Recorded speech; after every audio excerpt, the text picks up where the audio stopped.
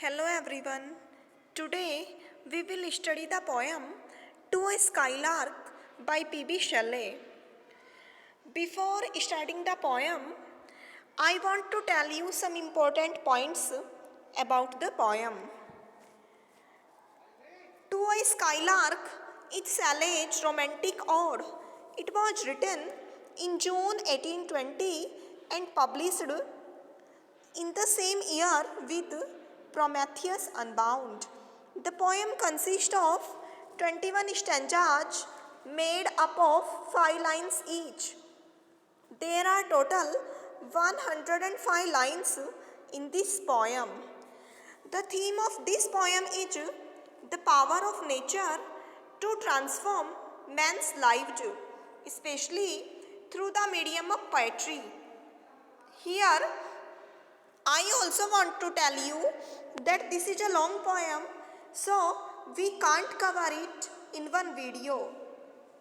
We will study this poem in parts. Let us begin the poem.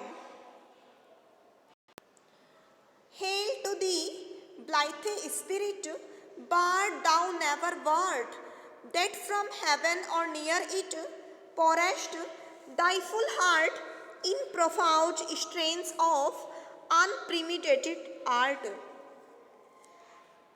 Hail to thee, blithe spirit.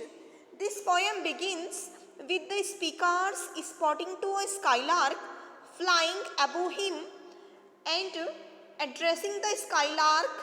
The poet says, Hail to thee. Hail means welcome.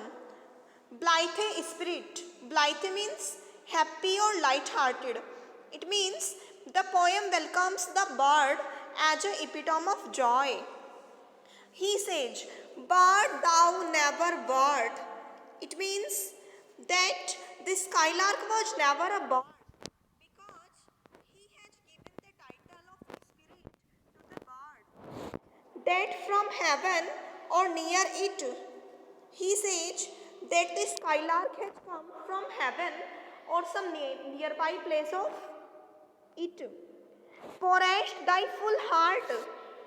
It means it sings sweet melodies which expresses the feelings and emotion of its heart in profound strains of unpremeditated art.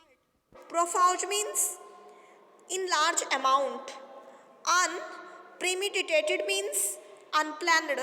It means the skylark sings effortlessly without any preparation. Higher still and higher from the earth thou springest like a cloud of fire. The blue deep thou wingest, and singing still dost soar, and soaring ever singest. Higher still and higher from the earth thou springest. In these lines, the poet says that the skylark leaps upward from the earth and climbs higher and higher in the blue sky. Like a cloud of fire, the blue deep thou wingest. He compares the skylark like a cloud of fire. The skylark flies up into the blue sky like a cloud of fire, and singing still doth soar, and soaring ever singest. Soar means flying. The skylark keeps singing while flying and flying while singing. It means it keeps flying and singing simultaneously. It do the both works in the same time. In the golden lightning of the sunken sun, over which clouds are brightening, thou dost float and run like an unbodied joy whose race is just begun. In the golden lightning of the sunken sun, the skylark is flying in the golden lightning of the sunken sun, over which clouds are brightening.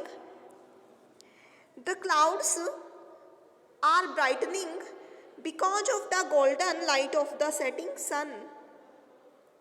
Thou dost float and run.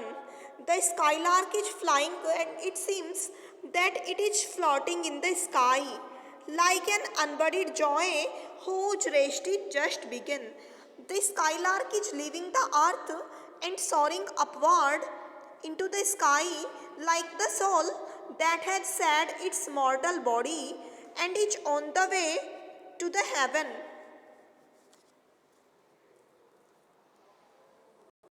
The pale purple even melts around thy flight like a star of heaven in the broad daylight. Thou art unseen, but yet I hear thy shrill delight. In this stanza, P.B. Shelley says, the pale purple even. Even means evening, but here even is used of twilight. As the skylark flies upwards, the pale and purple twilight of the morning seems to melt away, like a star of heaven in the broad daylight. The skylark becomes invisible as it flies higher and higher because it is like a star which shines invisibly during the daytime. Thou art unseen. The skylark becomes invisible in the sky because it is flying high.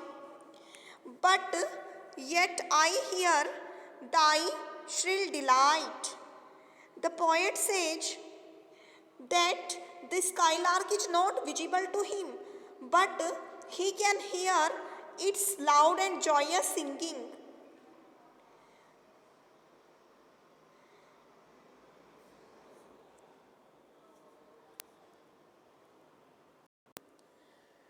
Keen as the arrows of that silver spear, whose intense lamp narrows in the white dawn clear, until we hardly see, we feel that it is there.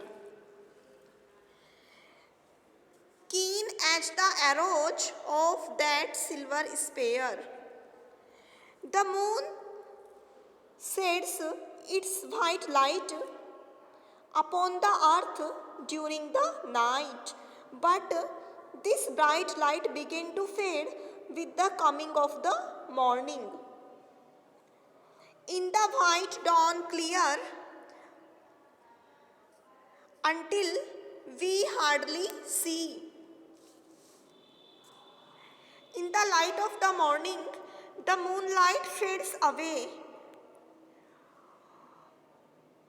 until we hardly see, we feel that it is there. Yet, the moon is not visible in the morning time, but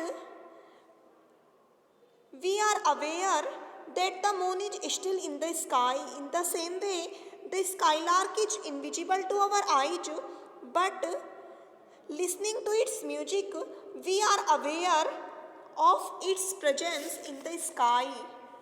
So students, we will continue the next stanzas in the next video.